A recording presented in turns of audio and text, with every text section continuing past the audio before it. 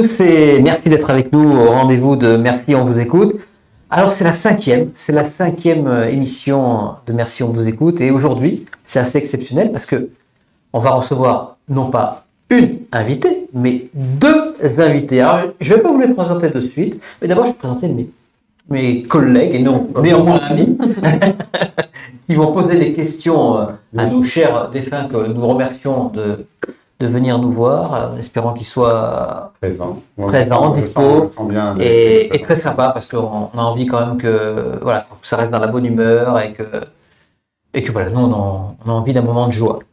Alors Cyril, donc bonjour, voilà, réalisateur, homme des médias, et puis à côté, à sa droite, Laurent Jacques, la science, ancienne fédérale, la caution scientifique, les cheveux.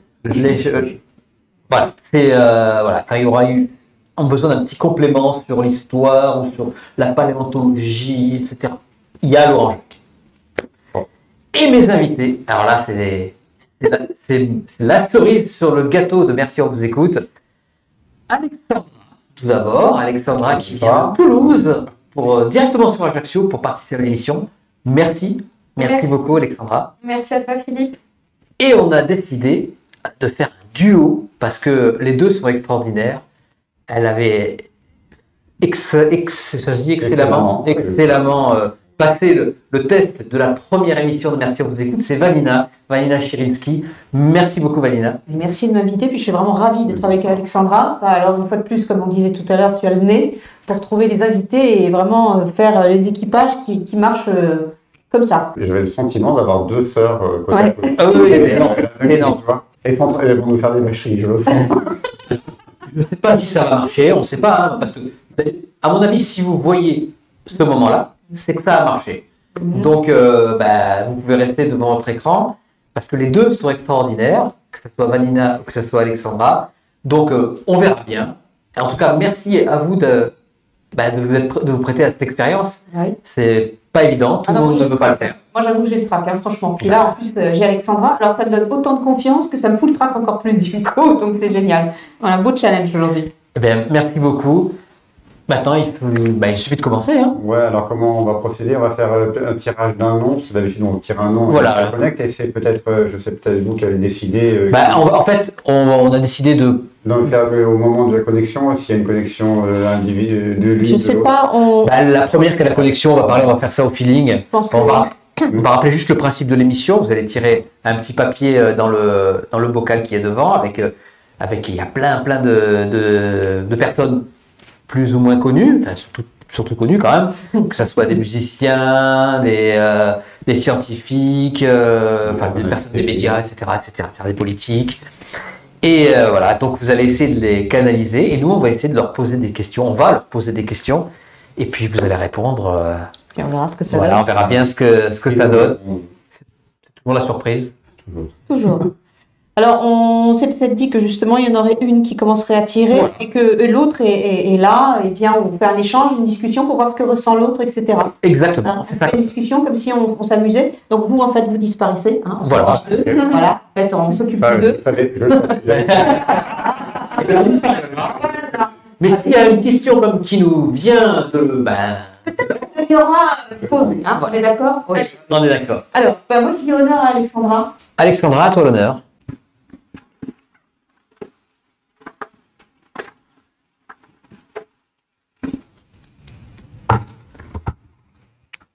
Claude François. Oh. Bien. Ça commence bien.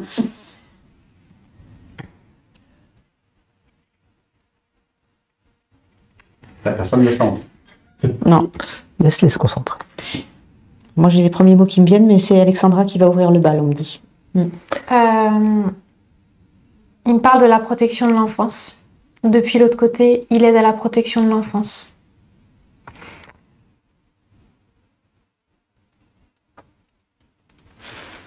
Il n'en veut pas aux journalistes qui le calomnient. Il y a une histoire de calomnie.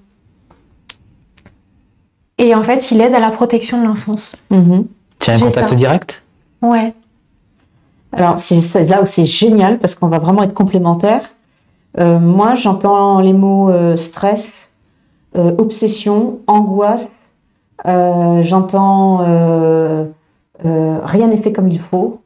Il y a aussi un besoin, pour moi, d'avoir une espèce de conscience presque inconsciente. Enfin, c'est une conscience inconsciente de quelque chose qui vient de plus haut. D'amener quelque chose qui est du domaine de quelque chose de tellement supérieur, de tellement jamais vu, quelque chose qui est du domaine d'un lien très très fort et presque lumineux. C'est une obsession de la lumière, une obsession de la pureté, une obsession d'un idéal, en fait, vers lequel il tend, comme s'il essayait de l'arracher à la hauteur pour l'amener vers le bas. Et c'est vraiment la première chose qui vient. Et là, je rejoins bizarrement Alexandra. Alors, bon, moi, je vais être honnête, Claude François, c'est ma génération, donc j'ai grandi avec et j'en ai strictement horreur, vraiment horreur. Et donc c'est très amusant. Il représente tout ce que je déteste dans un personnage public. Et là, moi, je ressens, en fait, c'est comme si finalement, moi qui ai des préjugés vis-à-vis de lui, et c'est là où je te rejoins, il est en train de m'expliquer, pas de se justifier, mais quelque part de m'envoyer des morceaux de sa personnalité pour dire, il y a un rapport à sa maman aussi qui est très fort. Alors là, par contre, j'ai aucune connaissance des rapports avec ses parents.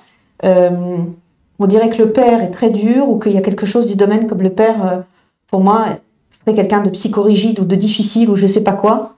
Et il y a un rapport très particulier. Moi, c'est marrant parce que, étrangement, il me vient comme un rapport avec maman, mais presque important, fusionnel et presque too much, presque parfois. Alors, je sais pas du tout quels étaient ces rapports, mais c'est la première chose qui me vient. Et il est avec sa maman là-haut? Je saurais pas dire. Toi, Alexandra, qu'est-ce que tu sens? En fait, ce que je ressens, c'est qu'il y a quelque chose de très, en effet, de très voluptueux au niveau du lien de la mère, mais il protège l'enfance en danger, les orphelinats à la DAS, en fait, dans ses missions d'âme de l'autre côté. Il œuvre pour que les enfants qui doivent être placés trouvent les bonnes familles. Voilà, c'est ça qu'il fait. Il fait en sorte que les parents adoptants et les enfants adoptés matchent ensemble. Il m'a aidé. D'ailleurs, il est beaucoup, oui, oui. Ah ben oui. Ah oui, oui, bah bien sûr, oui. Merci Claude. Ok. T'as pas été adopté? Pas moi. Ah. J'ai adopté. D'accord. Tu vois ça, je sais. Ok. Mais oui. Et ben il fait ça. Tu vois, son mandat d'âme, il est beaucoup là-dessus. Alors bien sûr, comme tous les défunts, il va aussi œuvrer pour les artistes qui se découvrent. Mais ce qu'il dit, c'est que c'est un détecteur de talent de son vivant. Et en fait, il sait quand quelqu'un a la vraie pureté, la musicale, quoi. Il y a quelque chose de... Sur la danse aussi, il aide. Alors moi, j'ai un truc, c'est qu'il me dit aussi, un truc qui me vient, c'est personne ne me comprend. Personne ne me comprend. Personne ne comprend la vision que j'ai. Et c'est ce qu'il mettait dans des états de colère noire. Parce qu'il a l'impression de parler chinois à des gens qui comprennent rien à sa vision, à son... Et je reviens à nouveau, ça c'est marrant parce que moi c'est vraiment une obsession qui me vient. Comme cette obsession de créer un univers, quelque chose qui n'a jamais été fait, comme s'il amenait ça vraiment d'un monde presque extraterrestre quelque part. Il y a un côté, je veux être novateur, je veux être... Et ça revient à nouveau, il y a une obsession de pureté par contre chez cet homme qui me frappe, une obsession de pureté. Il faut que ce soit lumineux, il faut que ce soit pur. Il est presque il est maniaque. Il a quelque chose du vivant. Il est maniaque, mais même sur son corps, même sur des choses, parce que quand c'est pas propre, quand c'est pas nickel, ça lui crée des angoisses terribles dans du temps de son incarnation en fait. Et pour moi, c'est lié à des angoisses de l'enfance. On dit que dans son enfance, il y a eu quelque chose qui a créé une énorme angoisse, qui a créé quelque chose du domaine il faut toujours se laver, toujours être nickel et toujours. Et ensuite, il y a l'idée que c'est comme si toute cette réalité, elle est jamais assez belle. Donc, il faut créer une autre réalité qui soit la réalité de la perfection, en fait, de lui dans la perfection. Et il s'entoure que de gens ou de choses qui sont pour lui dans l'idée de perfection. Et quand on casse son rêve, etc., c'est comme si on le poignardait quelque part. Donc, ça le met dans tous ses états. Il pense que ce qu'il me montre, il me dit on me comprenait pas parce que ma vision. C'était une vision d'excellence. Je veux amener quelque chose qui est comme un modèle, qu'on regardera toujours comme quelqu'un qui est tendu vers l'excellence. Il y est arrivé en fin de compte. Oui, parce que est-ce qu'il n'y a pas justement dans ce qu'il a fait cette idée de transposer un monde qu'on n'avait pas à cette époque-là. Peut-être. Mais est-ce qu'il n'était pas en avance? Est-ce qu'il n'était pas... Qu'est-ce que tu en penses, toi? Il n'avait pas le sentiment d'être justement trop en avance? Est-ce qu'il pouvait l'énerver aussi, peut-être? Il dit qu'il aurait jamais dû grandir. Il me parle du film Peter Pan, le syndrome de Peter Pan. C'est ça. Et il aimait ce film, il aimait ce dessin animé. Et il dit j'ai enterré beaucoup d'objets précieux au moulin. Au moulin. Voilà, il faudra faire une recherche. Ouais. Bon, après, moi je sais qu'il avait son moulin, donc moi il avait un moulin, il a acheté un moulin, ça oui. Tu étais au courant, toi? J'ai enterré beaucoup de choses précieuses au moulin. Tu étais au courant du moulin? Non. Non, ça se voit, ça se voyait qu'elle était pas au courant du moulin, ça se voyait tout de suite quand elle l'a dit, j'ai compris qu'elle ne le savait pas. Ouais. D'accord. Oui. Et des choses précieuses mais je sais pas. Pour le... On dirait des souvenirs, non? Tu trouves pas? On dirait pas des souvenirs? Il y a des objets, il y a des souvenirs. Non, je le vois enterrer des objets, quoi. Ouais. Peut-être même des jouets d'enfants ou des trucs comme ça. Pour moi, c'est du domaine du souvenir, comme si c'était quelque chose de précieux, comme si on pouvait pas lui retirer. Parce qu'il a conscience, par contre, sa célébrité, il a conscience de là où il a poussé le truc, il l'a voulu, ça, par contre. Il a besoin d'une reconnaissance énorme. On recommence, on reparle du père en disant, il y a un manque de reconnaissance du côté du père, il y a un besoin d'amener quelque chose à la mère, qui est très important. Et c'est mon petit chéri, quoi. C'est un peu ce côté, je suis le petit chéri de ma maman, et je sais pas, il y a un truc que je vais t'amener tous les plus beaux jouets du monde, les plus belles choses, et je vais... Il était heureux, vivant. Oui et non. En fait, il n'y avait que son travail qui comptait. Et il est passé beaucoup à côté de sa vie émotionnellement. Et du coup, il répare vis-à-vis de tous ses enfants. De l'autre côté. Je répare vis-à-vis de tous mes enfants. Il a eu 2 enfants. Il a eu 2 enfants, 2 garçons. Tous mes enfants. il est apaisé quand même maintenant? 2 enfants officiels. Ouais, bien sûr. Il est apaisé une fois là-haut? Ouais. Comment il regarde le recul qu'il a maintenant? Et en fait, il reviendra faire une incarnation juste pour apprendre le rôle de parent. Ah, d'accord. Il a le sentiment d'avoir raté son... Ouais, bah voilà, il a anticipé ta question, je pense. Ouais. Il y a du oui, je regret. reviendrai faire une incarnation pour le rôle de parent. En plus, je sais pas, il y a un truc pour moi qui est pas clair sur le testament, je sais pas quoi, comme s'il n'avait pas été si clair que ça dans le testament par rapport à ses enfants, par rapport à ses fils, par rapport à son héritage en fait. Il a l'impression qu'il n'a pas fait ce qu'il fallait. Il dit en même temps, je suis mort accidentellement, mais il dit en même temps, c'est comme si je sentais qu'un malheur allait arriver. Il n'a pas cette sensation, parce que moi, il m'envoie la sensation qu'il avait presque une prescience que c'est comme si ça s'accélérait de plus en plus vite, et que comme s'il pouvait avoir vraiment un malheur qui pouvait lui arriver, comme s'il avait eu le sentiment que ça allait casser à un moment, mais il savait pas quand. Et en fait, il regrette, c'est par rapport à ses enfants, de pas avoir prévu et fait beaucoup plus clairement les choses, et d'avoir mis ça un peu en stand-by en fait à un moment, parce qu'il avait un gros projet en cours, et en fait il l'a mis de côté. Alors je sais pas ce que c'est que ce gros projet, mais c'était un gros projet musical. Pour moi, c'était presque une comédie musicale. Mais oui, c'est ce que j'allais te dire, exactement. Oui, la même chose, ouais, tout à fait. Et je vois effectivement une énorme comédie musicale ou un truc comme ça, tout à fait. Un peu comme Broadway. Exactement, pareil, je voyais un truc avec les États-Unis et tout, même chose. Ouais. Excellent. J'adore. Ouais. Et il peut pas la transmettre. Il prend des notes. Il peut pas transmettre cette comédie musicale. musicale. Avec ses fils. Ah, d'accord. Est-ce que tu es d'accord? Mais que pour lui, c'était des foutaises, des débats d'hiverne. Ouais. Et en fait, c'était ce qui le mettait en rapport de force des fois avec ses fils, c'est que il comprenait pas la musique comme il aurait voulu leur faire comprendre la musique, quoi. D'accord. Et qu'est-ce qu'il en pense maintenant de la musique actuelle?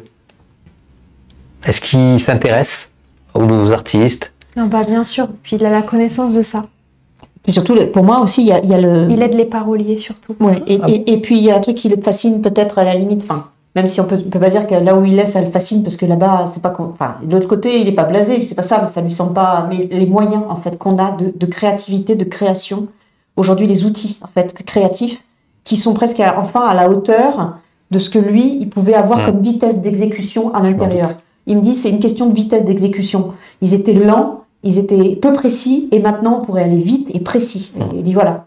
Il dit c'est là où moi j'étais d'un autre monde. J'étais pas du tout de la planète pour ça. J'étais vif et précis, rapide. Ça lui donne envie de se réincarner. Il dit j'aurais été, par contre, c'est drôle qu'il dit ça. Il dit j'aurais été incarné à l'époque du Covid, j'aurais pas pu, j'étais phobique des maladies. Ah ouais. Ça rejoint le besoin d'être toujours nickel et d'être. Ouais. Il n'y a pas de secret sur sa mort? Il est mort vraiment dans sa salle de bain? Je ne souhaite pas en parler. Non, pour moi aussi. Il y a un blackout, non. Enfin, si tu me demandes pose la question, pour moi, c'est non. Moi, j'ai voulu savoir. Ben, je pose la question, mais j'ai besoin alors à ce moment-là de mon antenne parabolique, hein, je me permets. Ouais. Tu veux dire que l'histoire du séchoir, c'est ça? Oui. Je veux savoir si c'est... Est-ce que tu es en train de soumettre une idée particulière? Non, pas du tout. Moi, j'ai aucune idée particulière. Mais quand c'est souvent des accidents comme ça, un peu bizarres, est-ce qu'il y a... Vous me regardez comme ça? Vous êtes... Moi, j'ai rien dit. Pas du tout. Information sur sa mort, c'est possible. Quelques bribes. Est-ce que c'est vraiment du fait du sèche-cheveux? Bon, déjà, pour moi, c'est pas un sèche-cheveux. Est-ce que c'est pas un sèche-cheveux? Est-ce que c'est un sèche-cheveux pour l'équilibre? Non. On me dit que sa mort était un peu trouble et qu'il valait mieux maquiller des choses ou cacher des choses. Est-ce qu'il a été électrocuté quand même? Oui. Bon, ça a été un... Mais par contre, c'est un vrai accident. C'est pas du tout... Ouais, voilà. Non, c'est pas un assassinat ni rien. Mais c'est pas les mêmes conditions que ce qu'on a dit. D'accord. Il y a quelque chose d'autre qu'on veut pas dire. Par contre, ça, je suis d'accord. Tu vois quelque chose, toi? Tu ressens quelque chose? Moi, j'ai pas le droit d'avoir accès à l'information. D'accord. Moi, on me dit vaguement les choses. Et alors, en fait, moi, on me dit un truc. C'est très drôle ce qu'on me dit. On me dit, c'est un peu bizarre, tu vois, c'est un peu bizarre. On me dit, vous avez été électrocuté, vous? Alors, vous savez ce que c'est, donc on a le droit de vous le dire. Entre camarades de chambrée, on peut vous faire passer l'info vaguement. Voilà. Non, une électrocution, c'est atroce. Par contre, il y a une douleur. Il comprend qu'il meurt, c'est atroce. Parce que ce qu'il vit, vraiment, c'est atroce. Vraiment. Je vois des soubresauts, je vois la souffrance. Et surtout, je vois un truc où la dernière pensée, c'est comme s'il avait une pensée pour ses enfants. Et quelque chose pour sa femme, ou je sais pas, il y a quelque chose où il se dit, comme s'il avait pris conscience d'un coup, là, à ce moment-là, qu'il a loupé quelque chose, que là, il a loupé quelque chose. Et parce que c'est affreux, parce qu'il se voit mourir pour moi. Il n'y a pas du tout, les gens pensaient que c'était rapide, et j'ai une sensation que c'est pas aussi rapide que ça. Bah, tu l'as vécu toi aussi, hein. Oui, mais c'est pas parce que je l'ai vécu, moi ça a été tout de suite, je suis sortie du corps tout de suite, et lui, j'ai la sensation, je sais pas toi, mais que la souffrance, elle est vraiment longue, quoi, tu vois, il y a une espèce de... Tu vois, horrible. Ouais, ça me vient, c'est vraiment puissant et fort. Ouais. Mais il n'était pas prêt à partir aussi. Non, il résiste. En fait, il y a comme une résistance. Puis on me dit qu'en plus, son physique était presque celui d'un gymnaste ou d'un, je sais pas quoi, d'un coureur de fond. Donc du coup, c'est comme si son corps avait résisté plus longtemps que voulu, en fait. Et ça a été une souffrance atroce. Il a vraiment le temps de penser à ce qui lui arrive, quoi. Puis il peut pas se décoller. On me dit, je peux pas me décoller. C'est affreux. Bon, je sais pas, ça te... Ouais. Moi, j'ai pas accès à cette partie. Ouais. Est-ce qu'il a un message à dire à nous ou aux internautes qui nous écoutent? Est-ce qu'il a un message à faire passer peut-être sur l'époque? Je sais pas. S'il y a quelque chose pour moi, c'est plus au niveau du fait qu'on bride la créativité. C'est ce qu'il est en train de dire. Il dit c'est une époque, bizarrement, on n'a jamais eu autant de moyens d'expression et vous bridez tellement la créativité. Il y a plein de jeunes créatifs qui ont besoin de s'exprimer. Et il dit, moi, et là, je rejoins Alexandra parce qu'il me dit quelque chose qu'il lui a dit aussi. Il me dit, moi, à mon époque, si j'avais vécu à cette époque-là encore, il dit, je vous aurais fait une de ces écuries de jeunes créatifs. Il dit, j'aurais fait... Et en fait, il voulait faire presque une maison de... Une maison de disques avec des jeunes talents et notamment et c'est marrant parce qu'il me parle beaucoup de musique électronique étonnamment comme si ça lui parlait beaucoup. Ça m'étonne pas qu'il aurait fait de la musique électronique après parce que même quand il a commencé à se mettre dans le disco c'était un petit peu un peu avant-gardiste et puis même si c'était dans la lignée, il suivait la lignée du disco qui avait à l'époque la mode, il était quand même, il essayait toujours de mettre sa petite pointe un petit peu. Il y a Céron qui essaie aussi de faire pareil, etc. à l'époque. Donc, moi, je suis complètement nulle. Ça, c'est ta culture. Moi, j'ai tellement détesté Claude François. Après, c'était de la variété aussi. Moi, la variété, je t'avoue que c'était pas mon cheval de. Voilà. Non, il dit que c'est vraiment une époque où il dit que c'est une époque qui est très. Alors, le mot est peut-être un peu bizarre, mais attristante. Parce que on a jamais, ce qui recommence, il dit on n'a jamais eu autant de moyens de création et vous avez tellement bridé de talent, vous avez cassé tellement d'artistes. Il dit la surenchère médiatique a créé et a cassé beaucoup d'artistes. Il dit vous avez noyé des artistes. Il dit que il collabore, il œuvre beaucoup avec Michael Jackson. Ah ouais. Et il y a T'allais en parler, ouais. Ouais, il y a une similitude. Et il est en train de dire que tous les deux, ils sont en train d'instiguer, enfin tous les deux, il dit c'est dans votre conception, vous voyez-le comme ça, mais tous les deux, on est en train d'instiguer quelque chose, parce que des chansons comme Arménie ou Heal the World, avec des artistes du monde entier, vont émerger là, dans votre année 2022. D'accord. J'allais parler de Michael Jackson parce que j'y trouve, même si évidemment musicalement c'est pas du tout la même chose, Bien sûr. mais en tout cas dans l'émergence comme ça, flash, et puis le talent dans leur propre musique, c'était les mêmes, et ils sont partis aussi brutalement. Et oui, la danse, la créativité. Avec les mêmes histoires troubles en plus. Hein. En plus, oui, les mêmes histoires troubles, exactement. Encore, on ne va pas rentrer dans les détails, mais en plus, avec quelque chose d'important, c'est que c'est des gens qui sont en recherche toujours de création d'un univers qui n'existe pas ici. Jackson, il refait le paradis pour les enfants. Il adorait Peter Pan. Peter Pan aussi, ouais. On est sur le même truc. Si musicalement, je préfère bien sûr Michael Jackson. C'était une grande danseur tous les deux, un showman tous les deux. Oui, avec ses hypochondriaques tous aussi, les deux. très obsédé par l'excellence et la précision, tous les deux, ouais. Très boulimique de travail, très forcené au travail. Ah oui, ça. Le travail, ils aident des personnes à se... En fait, ils sont en train d'œuvrer parce qu'en ce moment, il y a des artistes qui sont en train de préparer un tube mondial. Tu vois, un peu comme Heal the World et comme Arménie, qui avait été écrit par Charles Aznavour. D'accord. On va remercier Claude François. Merci beaucoup, Claude. Non, là, il y a un de mes prêteurs qui me fait « Parce que tu t'appelles Alexandra qu'il est venu. » J'étais en train de dire au début. Ça, c'est trop beau. J'adore. C'est une blagounette, je pense, mais...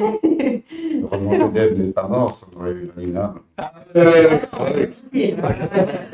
Non, je ne suis pas Dave. Il est bien. Oui, mais heureusement, je suis plus vieille que la chanson, ça ne s'écrit pas de la même façon. Ça fait rien. J'ai horreur de cette chanson. C'est reparti pour un tour? C'est à nouveau Alexandra. Non. À chacun, on fait alternative. Oui, c'est pas. D'accord. Alors.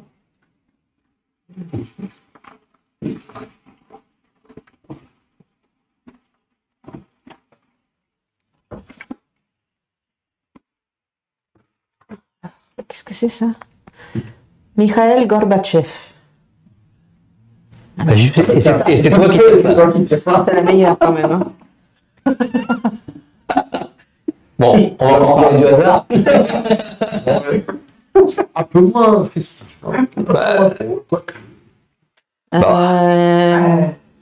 Alors là, je suis très émue quand même, je dois avouer. Parce que en ce moment, justement, j'ai beaucoup d'amis qui sont pris dans cette guerre atroce.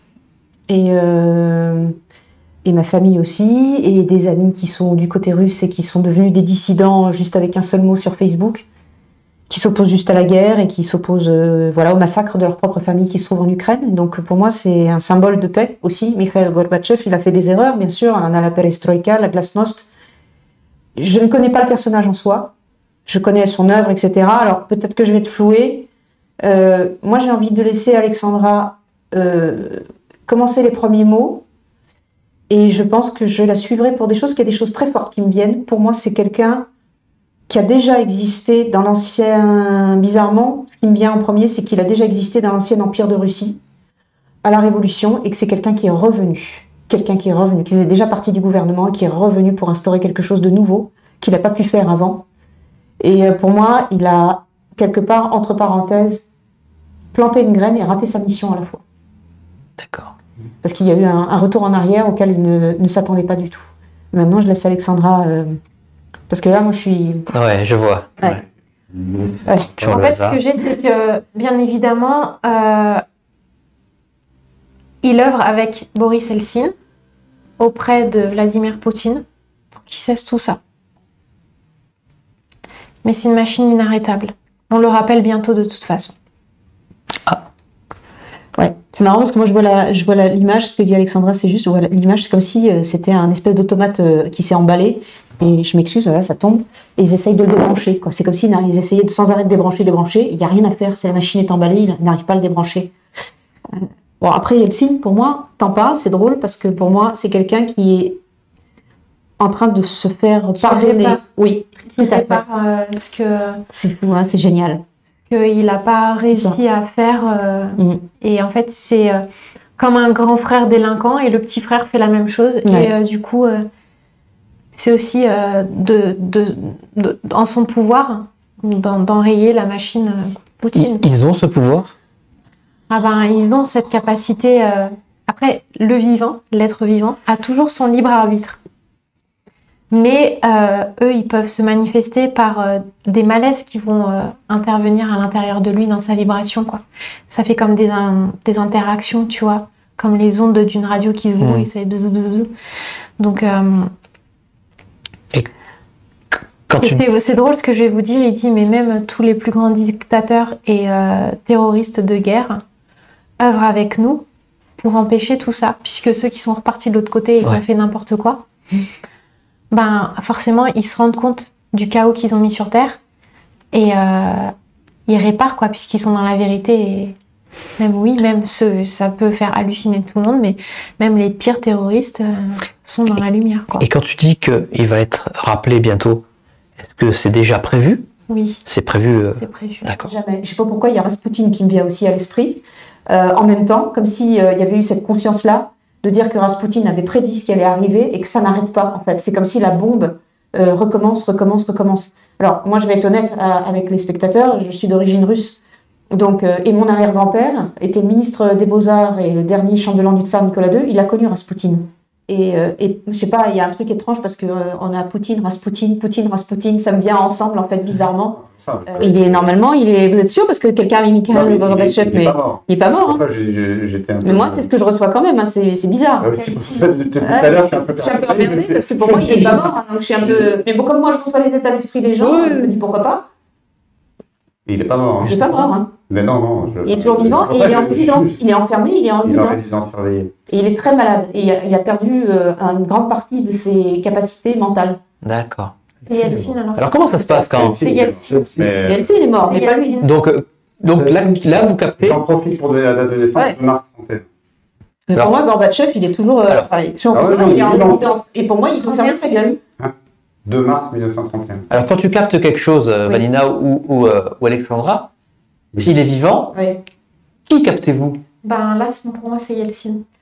Pour moi, qui revient plein de fois. Oui, il y a Yeltsin qui revient plein de fois, mais pour moi, je suis troublée parce que souvent, je capte autant les états d'esprit des vivants. Ça, c'est un truc que je dis pas. Et c'est peut-être aussi un fragment d'âme. Aussi, parce qu'il est à moitié parti quand même. Hein. C'est pas pour dire, mais Gorbatchev, il est plus totalement avec nous. Hein. Enfin, soyons honnêtes, on le sait. On le sait je crois qu'il est très gravement malade et qu'il a vraiment perdu l'esprit. Donc, l'esprit, non, je dirais pas ça, c'est un peu exagéré, mais enfin, je crois qu'il est assez diminué. Mais pour moi... Moi, c'est Boris Yeltsin. Et pour moi, je vais être honnête, je sais que je capte les esprits des personnes, et ça continue toujours. Pour moi, c'est tout un, si tu veux. C'est ça qui est compliqué. Oui, moi, j'ai eu 2 expériences. Il n'y a pas de fin, non. Mort. Ouais. Moi, j'ai eu que 2 expériences de télépathie assez surprenantes. Une avec ma petite chienne et une avec un garçon. Ouais. Alors que je ne connaissais pas encore et que j'allais rencontrer. Ouais. Alors que moi, les états d'esprit, si tu me donnes le prénom et la date d'une personne, je suis capable de rentrer dans sa tête et de ressentir les émotions, etc., etc.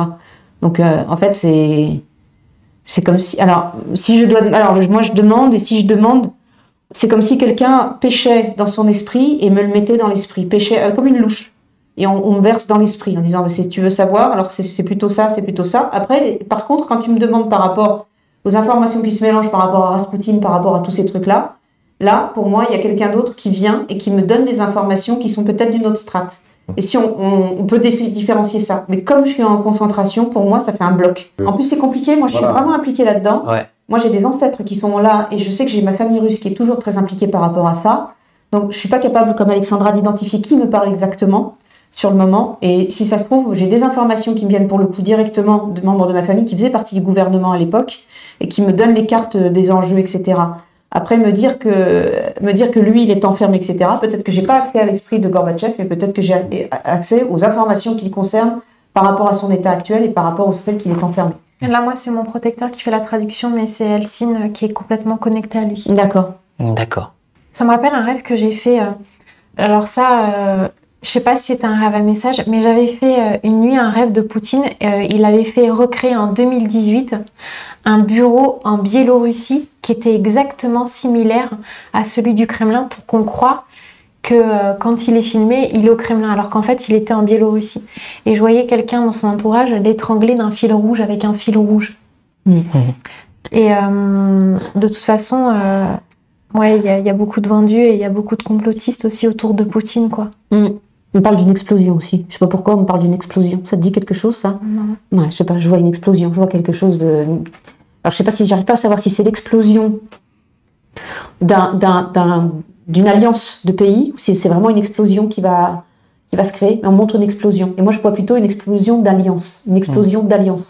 C'est plutôt ça que je vois, parce que moi je vois jamais des catastrophes, je suis pas branchée sur ça du tout, mais on parle plutôt d'alliance.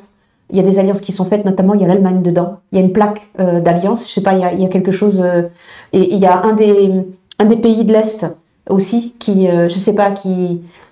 J'arrive pas à savoir qui va être allié avec quoi, en fait. Quant à Yeltsin, il a sur le dos un bagage. D'abord, il a fait... Alors ça, c'est un truc que je sais, mais pour moi, c'est marrant parce que c'est la première chose qui me vient. Il a fait disparaître la maison Ipatiev. C'est là où on a assassiné toute la famille impériale, à Ekaterinbourg. Il l'a fait raser, et c'est ce qu'on lui a demandé de faire en premier, et il a accepté de le faire. Je ne sais pas pourquoi ça recommence. On me dit que quelque chose est lié, c'est improbable, c'est complètement improbable. À Raspoutine, au fait qu'il a érasé cette maison, que tout ça est lié, que ce sont des gens qui ont vécu déjà ce drame et qui se sont réincarnés très rapidement pour réussir à régler quelque chose. Et Eltsine est bouffé d'alcool, parce qu'il est bouffé de remords, il est bouffé de culpabilité, d'angoisse, de peur. Il y a quelque chose qu'il ne peut pas supporter et il n'arrive pas à comprendre ce que c'est. Et il vit très mal sa vie à cause de ça, à cause de la pression, à cause de tout ça. Et cette maison, il dit, c'est comme une tache de sang sur moi. Il dit, j'arrive pas à savoir si lui, il a déjà été incarné dans cette histoire de la maison Ipatiev. On dit que toute sa vie, elle a été marquée par cet écho sans arrêt et il essaie de rattraper ses conneries. Et là, je suis d'accord. C'est comme s'il essayait de dire bon, bah, cette fois-ci, je suis dans le bon camp, quoi. Cette fois-ci, ça va trop loin. Et cette fois-ci, je veux bien donner un coup de main, quoi. Voilà. Alors, je sais pas si. Alors là, moi, je vais rigoler un peu. Je sais pas s'il donne un coup de main que aux généraux qui sont pétris d'alcool et de vodka, mais. J'espère que non. Bah, pour le moment, c'est mal barré. Hein. Bah, je pense que là-haut, quand même, il n'a plus ses addictions. Non, mais il peut parler aux gens qui ont des addictions, puisque lui-même était absolument une bouteille de vodka sur pattes. Alors, donc, voilà. Est-ce qu'ils sont optimistes sur l'avenir de ce conflit? Une fois, j'avais entendu 148 jours. Alors, je ne sais pas si ça va durer 148 jours ou au moment où je l'ai entendu, dans 148 jours, est-ce qu'il va y avoir une catastrophe? Ouais, parce que pour moi, il y a des choses irréparables. En fait, c'est là où on me dit que il y a des choses qui sont irréparables pour ça va être quelques enrayé. siècles. Ouais. Mais ça va être enrayé. Ouais. Ça va être vite enrayé maintenant. Mais il y a vraiment aussi beaucoup... Il y a l'OTAN qui ressort. Bon, après, c'est d'actualité, mais est-ce qu'il n'y a pas un scandale imminent auprès de l'OTAN? Pour moi, c'est sûr qu'on va révéler des accords. Et je le redis à nouveau, pareil. Il y a une histoire d'accord qui a été faite. Et on parle d'accords secrets, faits en loose day. C'est-à-dire que devant, on nous a montré quelque chose, mais par derrière, il y a des accords qui ont été faits qui sont tout à fait différents. Et qui sont aujourd'hui le résultat de ce qui a été fait, mais pour moi, il y a au moins 15 ans. Pas tout de suite, c'était pas hier, quoi. Ce sont vraiment alors c'est que de l'économique, en plus on dit, c'est que des accords économiques, et ces accords économiques nous ont amené à ce à quoi on vit aujourd'hui. C'est-à-dire qu'en fait, c'est comme si on nous disait, on pouvait pas éviter la guerre. C'est-à-dire que la guerre qu'on a aujourd'hui, c'est comme si c'est le seul moyen de résoudre une situation économique catastrophique, ou qui était appelée à devenir d'une façon ou d'une autre. C'est quelque chose qui me vient plutôt comme ça, en fait. Moi, je trouve ça extraordinaire quand même parce que bon, je t'avoue que je ne savais pas s'il était vivant ou mort. Ah, oui. Et qu'on ait tiré Gorbatchev déjà, et que c'est toi qui l'as tiré, avec tes origines. Ouais. Et en fait, quand j'ai bien vu que ça basculait sur Elsine. Pour moi, j'ai Elsine. Depuis le début. Oui, depuis le début, dès que ça a basculé sur Elsine, alors moi j'étais là, j'étais un peu troublé par ça. On va remercier Elsine pour le coup. Elsine, et Poutine peut-être, non? Non. Non, on remercie pas. Non, lui il peut retourner aller se faire sécher en enfer.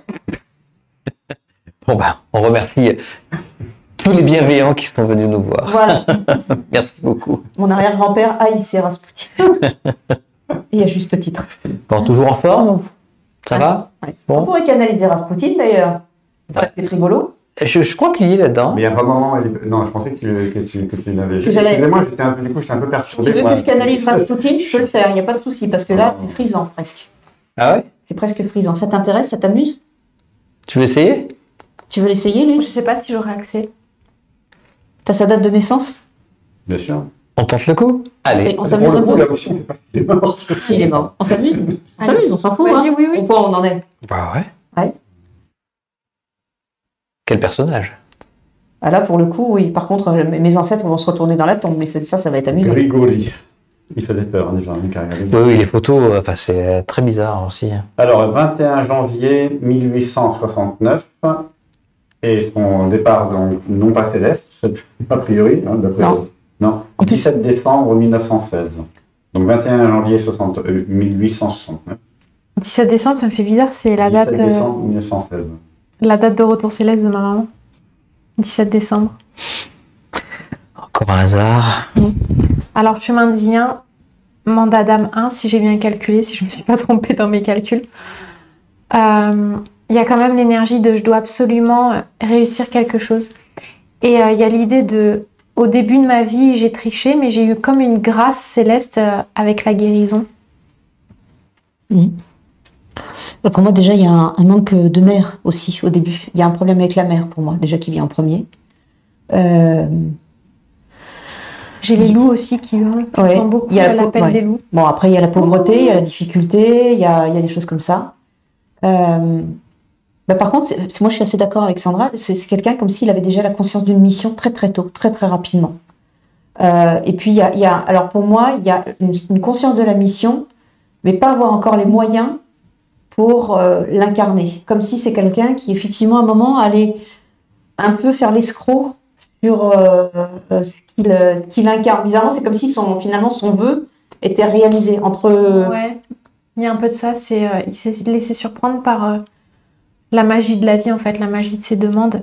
Et je sais pas pourquoi, mais je le vois avec une peau de loup sur la tête. Ah ouais. C'est trop bizarre. Est-ce qu'il avait des vraies facultés? Il avait Oui. raison, ouais. Il avait des vrais dons de Alors, guérison. moi, il me parle de quelque chose où il est pris comme des crises d'épilepsie. Je sais pas pourquoi. Et il me dit... Ah, c'est intéressant. Il me dit, je vous connais, je ne sais pas si j'ai envie de vous parler. Alors, c'est moi qui vais dire quelque chose. Alors, étant donné que nous avons sans doute familialement des contentieux, je pense qu'il serait temps d'être un peu plus intelligent et de passer un peu à autre chose, surtout là où vous êtes normalement dans la lumière. Et moi aussi. Donc, on va mettre de côté la révolution et puis on va discuter et on est là pour justement vous offrir une fenêtre, une tribune. Je suis prête à être convaincue de votre bienveillance. Je sens qu'il y a quelque chose de très hostile à un moment qui vient, parce qu'il sent que moi, justement, je suis très... Ouais. Il vient et il dit, je me souviens de votre arrière-grand-père, qui était un mystique, il me dit un grand mystique aussi. On aurait dû s'entendre. C'est très amusant, là, pour le coup, c'est très étonnant. Moi, ce qui m'intéresse, c'est de savoir quel est votre rôle exactement. Alors, ce qui me vient, c'est qu'il montre ses mains. Déjà, il montre ses mains et il découvre vraiment qu'il a un pouvoir. Par contre, il me dit que c'est un pouvoir qu'il a eu besoin presque de prendre, d'arracher. C'est quelque chose qu'il veut. En fait, le pouvoir, c'est quelque chose qu'il veut à un moment, mais c'est presque un vœu pour s'extraire d'une espèce de médiocrité auquel on le condamne par rapport à la strate sociale dans laquelle il est né. C'est-à-dire, il dit, si je suis devenu révolutionnaire, c'est peut-être parce que justement, on m'a forcé à naître comme les intouchables, en fait. Il me montre, c'est presque une strate où tout ce qu'on avait à faire, c'est d'être des esclaves et de mourir et d'être des êtres soumis. Et il dit que très tôt, et puis sa mère, il y a quelque chose avec sa mère, comme si sa mère, elle avait déjà la prescience que c'était quelqu'un d'important, et en même temps, il y a un manque de mère, il se passe quelque chose avec la femme, c'est très important chez lui. J'ai l'impression que le père est très rude, il y a peut-être des coups, je sais pas quoi, il y a quelque chose d'assez violent quand même, déjà dans l'enfance. Et quand il comprend qu'il peut s'échapper par la connaissance, par la conscience, par tout ça, il comprend le pouvoir qu'il a en fait. Il comprend qu'être pope, par exemple, ou d'être prêtre, c'est un pouvoir extraordinaire. Et donc au début, c'est là où il devient escroc. C'est-à-dire, je suis pas sûre qu'il ait la foi au début, complètement. J'ai l'impression qu'il se rentre dans les écoles pour devenir ça, mais pour échapper autant à un destin que pour dire j'ai quelque chose. Mais il a quelque chose vraiment, en fait. Et là, je rejoins Alexandra, comme si tout d'un coup, il découvrait qu'il l'a vraiment, en fait, le don plus fort que prévu. Et je vois des crises d'épilepsie. C'est comme si... Est-ce que c'était bienveillant, donc l'utilisation, à part le fait de vouloir gravir les échelons sociaux, c'était un jeu au début. Oui. Et puis, il a un pouvoir de fascination. Il découvre qu'il a un pouvoir de fascination, en fait, surtout. C'est aussi quelqu'un... C'est un jeu, ouais. Ouais. Il va en jouer. Beaucoup. De ce pouvoir de fascination. Beaucoup. Mais par contre, les animaux l'apaisent. Oui. Il y a un truc avec les animaux et les loups, quoi. Je sais pas d'où ça vient, ce truc. Après... Moi, j'entends l'appel des loups, là. T'entends l'appel des loups, ouais. Alors après, moi, je sais pas pourquoi. Alors, il y a le mot orgie qui me vient. Le mot orgie sans arrêt qui revient. Pratique sexuelle particulière, s'approprier le pouvoir, magnétiser sans arrêt. C'est toujours ce truc qui vient. Il me parle il dit une société secrète. Ce sont tous des hypocrites. Ils font partie de cette société secrète et j'y suis inclus aussi. Et il me dit qu'il y a une société secrète dans laquelle des aristocrates étaient liés. Et en fait, c'est une société occulte dans laquelle on rentre et en fait, on s'approprie des pouvoirs par la magie sexuelle. Et il dit que ce sont tous des hypocrites parce qu'ils l'ont condamné lui. Et il y a plein de gens qui pourraient citer, faisant partie de grandes familles, notamment des familles princières, qui ont participé à ce genre d'orgie et à ce genre de choses. Il dit que ce sont tous des hypocrites. Lui, il prend ça parce qu'il veut... c'est comme s'il voulait s'extraire toujours de cette misère, mais presque il aurait voulu extraire sa famille aussi, en fait. Je ne sais pas s'il a des frères ou des sœurs ou quelque chose, mais c'est comme s'il espérait pouvoir donner de l'argent, les extraire de là, en fait. Et lui, très vite, il se dit qu'il est animé par une mission, quand même. Il se dit qu'il est différent, qu'il est complètement... on voit que des fois, il est complètement mais hors du monde, hors de toute conscience. Il n'a pas de conscience, en fait, cet homme. C'est un homme qui n'a pas de conscience, parce que pour lui, la conscience, c'est quelque chose qui est réduit. Avoir une conscience, ce n'est pas être proche de Dieu. Dieu est infini. Donc, je ne sais pas si ce que toi, ça te fait comme écho. Il me parle d'une force colossale, mais il me dit que il n'y a pas eu... Alors, il me fait dire, parce que c'est pas lui que j'ai direct. En fait, il n'a pas eu beaucoup d'incarnations sur Terre, et en fait, il venait d'une autre sphère. C'est-à-dire une autre planète, je pense, ouais. Alors, je repose ma question parce que c'est quand même mon sens important. Est-ce que c'est tout ce qu'il a fait, mis à part l'ascension sociale, chacun utilise ce qu'il peut, est-ce que c'était bienveillant ou il y avait une volonté de pervers derrière? Inconscience. Revanche. Inconscience et revanche. Revanche surtout. Il y a une espèce de revanche.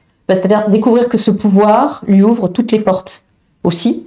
Après, il a une bienveillance par rapport aux gens pauvres, ou les gens qui n'ont pas un destin facile. Les animaux et les vulnérables. Ouais. Et donc ça, pour lui, c'est vraiment les gens qu'il respecte. Et les êtres qu'il respecte. D'ailleurs, c'est pour ça qu'il dit je soigne le tsarevitch parce que c'est un innocent. C'est un enfant qui est un innocent et il sait très bien que l'enfant est un sacrifié sur l'autel de la Russie. Il le sait déjà. Il le voit. En fait, c'est un visionnaire. Et il dit, c'est là où peut-être je me suis servi de cette vision que j'avais, comme si c'était en fait déjà écrit que cet enfant était déterminé à être sacrifié. Et il dit, je m'en suis servi pour lancer un anathème, le fameux anathème, c'est là où il retrafique un peu à nouveau. Il me dit, je savais que cet enfant mourrait et serait sacrifié sur l'autel de la Russie. Ouais. Je crois qu'on est en train de perdre Laurent Jacques avec le tsar et Raspoutine. Laurent Jacques, je crois qu'il pas dans le même. Voilà, mais c'est très intéressant. Il dit qu'il est la pierre angulaire, de basculement du monde des ténèbres vers le monde moderne. Et il dit malheureusement, c'est comme si l'histoire avait trébuché et au lieu de passer la marche, en fait, c'est comme quelqu'un qui se casse la gueule et qui se ramasse, quoi. Il dit, vous avez mal passé le siècle. D'abord, il a trop de secrets. Il connaît trop de secrets, déjà, et d'une. Il menace des gens de révéler des choses qu'il connaît et qu'il sait et qui vont du coup menacer notamment la vie dissolue à la cour. Alors là, c'est un peu embêtant parce que le prince Yusupov qui a participé à son exécution, c'est quelqu'un qui fait partie de nos cousins, en fait. Ah oui. Donc, les gens qui étaient présents pour le tuer. Et en fait, Tu m'étonnes qu'il y ait un contentieux. oui, c'est pour ça qu'au départ, il dit je n'ai pas particulièrement envie de. Mais il dit qu'à la fin, il respecte plus personne parce que personne ne le respecte vraiment en fait aussi. Et puis qu'en fait, il trouve que tout le monde est, enfin c'est affreux. Il est un peu méprisant quand même à la fin. Je sais pas, il prend quand même. Il a un moment où il prend pas le melon, mais on montre que il se rend compte qu'ils sont tous hypocrites. Voilà, il peut pas les respecter parce qu'ils sont tous hypocrites. Et que lui, au moins, il est ce qu'il est, mais au moins il assume. Voilà, c'est toute la différence. Mais en même temps, d'avoir le pouvoir en main, c'est grisant parce qu'il pensait pas arriver si haut. Et de pouvoir tirer les ficelles comme ça, c'est. Par contre, il y a un truc qu'il me dit. Il me dit, j'ai jamais lorgné sur les princesses, jamais, parce qu'en fait, on lui a interdit la chambre des princesses parce qu'il pouvait rentrer dans la chambre des enfants comme il voulait. Et le tsar lui a interdit la chambre des princesses parce qu'on a dit que c'était un homme dissolu et que c'était pas bien de rentrer dans la chambre des princesses comme il voulait. Et il a dit jamais j'aurais porté la main sur les princesses. Il dit, il y en a une d'elles qu'il appelle l'ange. Je sais pas laquelle c'est. Il y en a une. Il dit c'est un ange. Il dit jamais j'aurais porté la main sur elle. Alors tu vois, moi ça me surprend parce que je sais que mon arrière-grand-père était pour le fait qu'on le bannisse des chambres des princesses, etc. Alors là, c'est très amusant qu'il me dise ça en fait. Ouais. Et il dit quant à l'enfant, c'est le martyr. Il dit c'est l'enfant, c'est comme il montre l'enfant crucifié. Et il dit je suis là pour soulager ses douleurs et personne ne le mérite, ni la Russie, ni ses parents, ni personne. Ouais. Il croyait qu'il était immortel. Il disait qu'il était immortel. Et est-ce qu'il y croyait vraiment quand il disait ça? En fait, je pense que ça vient se mettre en résonance avec le fait qu'il soit venu d'une autre planète, fort probablement. Donc, il n'avait pas la même notion de la réalité terrestre. Ouais, totalement. Et je crois que ça vient de là, en fait. C'est pour ça qu'on m'a montré ça. Et puis, je pense qu'il y a un autre truc, parce que là, il me dit, et là, j'ai l'impression de quelqu'un qui ricane un peu, et qui dit, alors, vous et moi, nous avons une conscience commune, puisque vous êtes passés de l'autre côté, vous savez très bien que l'âme est éternelle. Donc, en cela, je n'ai pas menti. Il y a quelque chose de ce domaine-là. Par contre, ce qui est amusant, c'est que, je sais pas, tout de suite, il y a l'idée de réincarnation, en fait. Et moi, je sais pas toi, mais j'ai l'impression qu'il n'a pas du tout l'envie de se réincarner tout de suite. Comme s'il Pas tout de suite. Ouais, comme s'il allait attendre quelque chose et je sais pas quoi. Il me dit que la Russie se relève, comme s'il fallait que la Russie se relève. Ouais. On me dit qu'il attend qu'un nouveau tsar apparaisse, mais dans le sens de... Pas dans le sens du tsar, mais dans le sens de la personnalité. Il me dit là, vous avez un fantoche. C'est pas un tsar, c'est un fantoche. Il dit c'est un pantin. Un pantin des forces noires, des forces négatives, il dit. C'est quelqu'un qui continue... Alors, il fait l'effort de continuer d'être dans ce personnage, et il dit, là où je suis beaucoup plus lumineux que le personnage que vous dépeignez de moi, ou que vous voulez percevoir. Il dit, en plus, vous avez des préjugés. Alors, il dit, c'est compliqué de... Non, mais nous, non. Hein. Mais moi, oui. Non, on n'a pas de... Moi, oui. Qu'est-ce que tu as à sentir, du coup, toi? Qu'est-ce que tu penses de ça? Moi, j'ai vraiment... Tu vois, c'est trop bizarre l'image que j'ai. En fait, alors là, c'est que mon impression. Hein. Mais j'ai l'impression, tu sais, du petit agneau qui se veut tout doux maintenant. Oui. Et j'ai l'importance des animaux aussi. Oui. Il œuvre pour les animaux. Alors, je sais pas, c'est quoi ce lien avec les animaux qu'il a? Alors là, j'en ai aucune idée, absolument aucune idée. C'est intéressant, c'est amusant en tout cas. On fera des bunkings. Ouais. Ben voilà. Merci beaucoup Rasputin. C'était amusant, je trouve. Hein. Ouais. Merci à vous. Voilà. Pour le coup, c'est intéressant. Ouais. Tu t'es renoué un peu quand même. Oui, c'est intéressant, c'est amusant parce que pour le coup, on avait vraiment. Enfin, moi, on me disait bon, Rasputin, j'avais les poils droits sur la tête comme ça. Quoi. C'est amusant qu'il soit venu dans le jeu. Hein. Est-ce que tu te sens apaisé maintenant? D'une certaine façon, oui. Après les fantômes du passé, dans ce côté-là, chez moi, il y en a plein qui sont encore debout, on va dire. Ouais. Voilà, ils sont pas tous complètement mis à l'horizontale par rapport à leur identité. Il y a trop de choses qui se réveillent et il y a trop de fantômes de la vieille Russie qui sont réincarnés, qui revivent la partie en place. C'est ce qu'on me dit en plus. Ouais. C'est ça qui est terrible.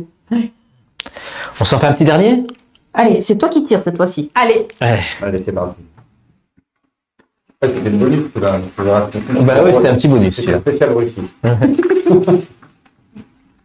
C'est un vieux continent, c'est un truc bizarre avec la Russie pour nous. On sent qu'il y a quelque chose de...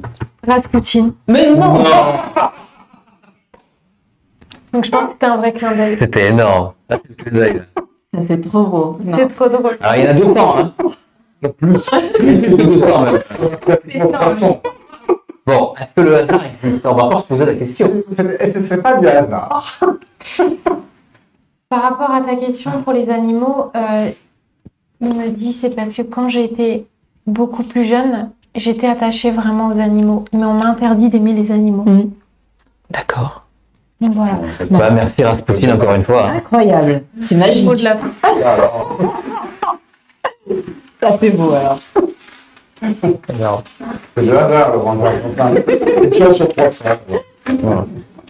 C'est bien une femme, non? Et ben princesse Diana. Oh, ça fait beau. Oh. Alors là, c'est le pied. Ah. Là, on c'est est le pied. princesse.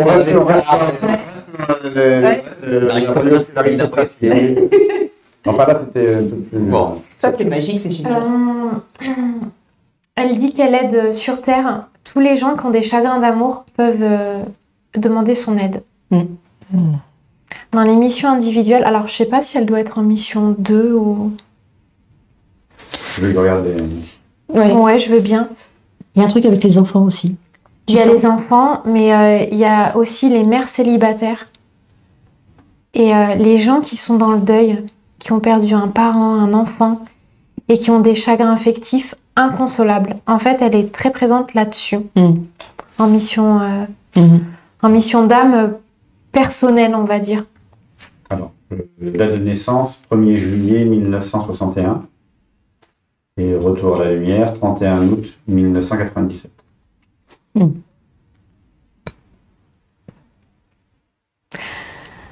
31 août 1997, t'as dit? Ouais. Ouais, bah elle est en mission céleste de 2-11. Bah ouais, c'est ça. Et les missions 2, en fait, en règle générale, ils consolent les chagrins d'amour. Ouais. 31 août 97, si j'ai bien compté, ouais, parce que là, j'ai vite. Excellent. Ouais. Elle est là-dessus. Elle aide vraiment là-dessus et parce que pour elle, de son vivant, c'était hyper important aussi. Les histoires d'amour, c'était ce qu'il y avait de plus important. Alors, moi, la première chose qui me vient, par contre, elle me montre comme si... alors, ça va être plus compliqué pour moi de penser que, pour le coup, je ne me sers pas de ce que je connais, parce que, pareil, c'est un personnage contemporain. Bien sûr. Bon, moi, je suis mal à l'aise avec les personnages que je connais, parce qu'on peut penser que, du coup, je me sers de ce que je sais pour... Mais je vais être honnête. La première chose qui me vient pour moi, c'est un puzzle explosé. Un puzzle explosé. Et c'est de dire... Ma mort a généré trop de conflits. C'est-à-dire comme si c'est ça qui la désolait. C'est-à-dire qu'au lieu de rassembler, son décès a explosé. Et elle dit, c'est tout le contraire de ce que j'aurais voulu. Et il dit, pourquoi est-ce qu'ils ne se comprennent pas? Pourquoi est-ce qu'ils ne se parlent pas? Pourquoi est-ce que ma mort n'a servi en fait à rien? Alors, moi, je me basais plus du coup sur sa mort que sur sa vie, parce que pour le coup, c'est un personnage que j'ai bien connu, parce qu'on n'arrêtait pas de nous abreuver avec elle, la pauvre. Mais pour moi, il y a de là où elle est, c'est vraiment cette idée de dire ma mort n'a pas servi du tout au but. Déjà toute ma vie, j'ai essayé de créer une réunification, une simplification pour être basée que sur l'amour. Et maintenant, je ne vois qu'il n'y a pas d'amour. Il n'y a rien. Et il y a toujours la séparation. Et ma mort n'a servi à rien du tout. Ce sacrifice qui a été fait, je ne sais pas pourquoi elle me parle de sacrifice, ce sacrifice qui a été fait n'a servi à rien. Alors, ma question, du coup, c'est, comme ça fait quand même, dans cette soirée, on a beaucoup d'accidents. Oui. Et à un moment donné, on se pose la question toujours, l'accident, oui, mais accident ou pas accident? Et il y a toujours cette question, surtout dans les personnalités célèbres. Donc, Et prévu ou pas prévu? voilà, ouais, c'est ça. Pour moi, c'est un vrai accident, ouais. Ouais, c'est un vrai accident. Et elle me dit, parle de cette petite fille. En fait, je sais pas, c'est trop bizarre, elle a envie de dire un truc. C'est trop bizarre, c'est encore en lien avec les adoptions, tu vois. Elle avait le rêve fou d'adopter une petite fille dans un pays africain et c'était mal vu par la cour. Et du coup, elle œuvre aussi pour créer des binômes. C'est pour ça que je voyais les enfants aussi. À un moment, elle parlait des enfants. Pour moi, il y a... Alors pour moi, c'est marrant parce que c'est comme si on lui avait déjà prévu dans son plan de vie qu'il y ait un sacrifice. Il fallait qu'elle fasse un sacrifice, en fait. Mais elle avait fait des démarches pour cette adoption. Ouais. Et ça a été passé sous le tapis. Ouais. Et... Mais pour moi, même sa mort, c'était comme si c'était préécrit dans son scénario de vie, bizarrement. Comme s'il y avait la mort tragique, tu vois. C'est ce dont on parlait. Non, mais pas. Oui, quelque part. Pour moi, il y avait toujours une angoisse qui pesait sur elle, comme si elle avait une espèce d'épée de Damoclès perpétuelle au-dessus de la tête. Pour moi, elle ne savait peut-être pas que ça allait être aussi vite tout de suite maintenant, mais de toute façon, elle était déconnectée de la réalité. Elle avait besoin de vivre la passion amoureuse. Et c'était pas possible de son vivant. Mais c'était pas tant possible. Elle était amoureuse, c'est Prince Charles, c'est ça? Ah oui, elle l'a beaucoup aimé pour moi au départ. Oui, Enfin, bon. pour moi, elle l'a beaucoup aimé, mais la vraie passion amoureuse, c'était pas avec lui, quoi. Voilà, moi, je peux pas dire, là, je peux pas intervenir parce que je sais trop d'informations qui Ouais. m'ont été relayées par les médias, mais si D'accord. on fait abstraction de ça et si je sens les choses, non, pour moi, il y a que la déception qui vient avec le prince Charles. Il y a l'amour au début, mais vraiment, enfin, il y avait un côté naïf Mais c'était pour pas moi. la passion qu'elle voulait. La vraie passion, je pense qu'elle l'a eue plus tard, Avec quelqu'un d'autre. avec d'autres personnes, ouais.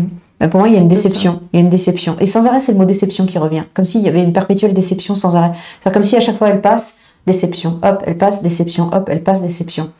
Et elle passe de déception en déception. Et du coup, tu disais qu'elle était là pour faire le lien, sa mission de vie, Oui. cette fois-ci, avant ça, c'était quoi? Bah. C'était. Bah pour moi, c'est quelqu'un qui a déjà été incarné dans la lignée des rois d'Angleterre, en fait. Donc pour moi, c'est quelqu'un qui se réincarne, en fait. Déjà, qui a eu un destin tragique une première fois et qui recommence et qui revient et qui peut recréer une révolution intérieure, une nouvelle onde, on va dire, de vie dans cette royauté figée, etc. C'est un peu son job hein, quand même de venir, mais elle c'était pas une révolutionnaire. Elle dit, moi, j'ai jamais voulu être révolutionnaire, mais elle dit, je voulais amener une onde d'humanité, de chaleur, du cœur, de quelque chose. Ça a été mon mot. Elle me dit, mais c'est marrant parce que moi, presque, elle me dit, mais comment vous pouvez me poser la question, puisque tout le monde le sait que c'était le cœur qui parlait en premier, et que c'était la seule chose qui m'obsédait. Et elle dit, j'essayais d'amener cette nouvelle onde dans cette famille, et regardez le résultat. Elle me recommence, elle me dit, tout est fracassé. Tout est fracassé. Elle suit toujours les affaires anglaises? Non, elle dit La que ça monarchie. l'intéresse pas. Elle dit, ce pays, pour moi, a été. Elle recommence, elle parle de déception. Par contre, elle parle de ses fils, évidemment.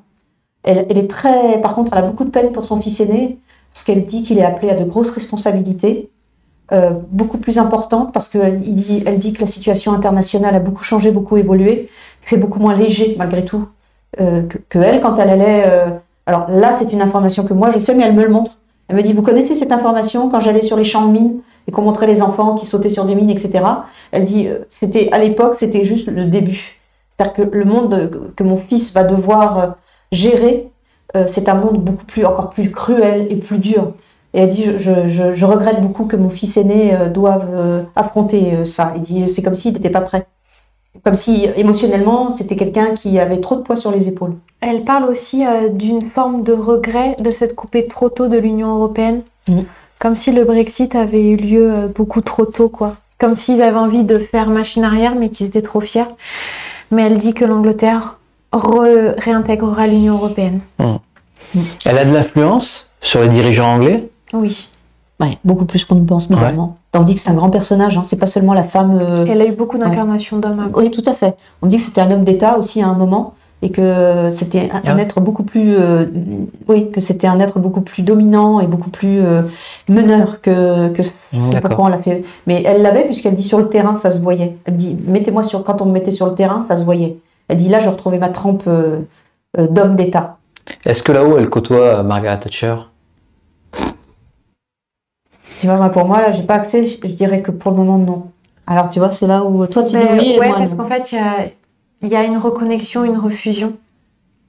Mais elle dit qu'il y a une dame qui regarde l'émission et qui a beaucoup, beaucoup de sympathie pour elle. Elle lui envoie ses meilleures pensées. Parce que c'est une dame qui a une épreuve en ce moment. Qui regarde l'émission? Ouais. D'accord, on lui envoie plein d'ondes positives aussi. Ouais. Est-ce qu'elle a encore quelque chose à rajouter, Lady Di? Et c'est une dame qui a une photo d'elle même. Ah ouais? C'est génial. Ouais. Il y en a peut-être beaucoup qui vont se reconnaître, vont dire c'est moi, c'est moi. Ouais, je sais pas, peut-être. Mais enfin, dame qui a une épreuve qui a une fois, je sais pas. D'accord. Je verrai dans les commentaires. Je pense qu'il y a beaucoup de personnes qui vont dire mais je pense que c'est moi. Elle aura un message personnel. Bah, Ouais, ou c'est tellement magique, ce sera peut-être dans un an. Ou... Ah, c'est génial. peut-être. Ouais. On s'arrête là? Ouais, T'es fatigué? un peu. T'es intense. En tout cas, encore bravo. Hein. Merci beaucoup. Bah, merci à vous. Merci Valina. Merci pour ce duo, parce que c'était une première. Ah oui, là, pour le coup, on s'est bien amusé. Moi, je me suis bien amusée. Trop chouette. C'était une première. Merci Laurent Jacques, évidemment. Oui, j'ai super participé. Il a beaucoup participé sur. Non, on oublie de dire quand même. Jean-Jacques est très malade, il est blessé. Oui, il a mal. Non, tu as tenu quand même, malgré tous les médicaments que tu prends, à venir faire une émission. Je te rassure du soir. Non, mais voilà. En tout cas, merci Laurent Jacques quand même pour nous avoir apporté, même virtuellement, la caution scientifique. Merci tout le monde. Je vous embrasse. Merci évidemment à vous encore. Et puis merci, bravo de vous être prêté à cette expérience. Merci. Voilà. Merci à toi de nous avoir invités. Merci à vous et merci à Alexandra parce que c'était super chouette. Ouais, c'était bien. Merci. Je vous embrasse.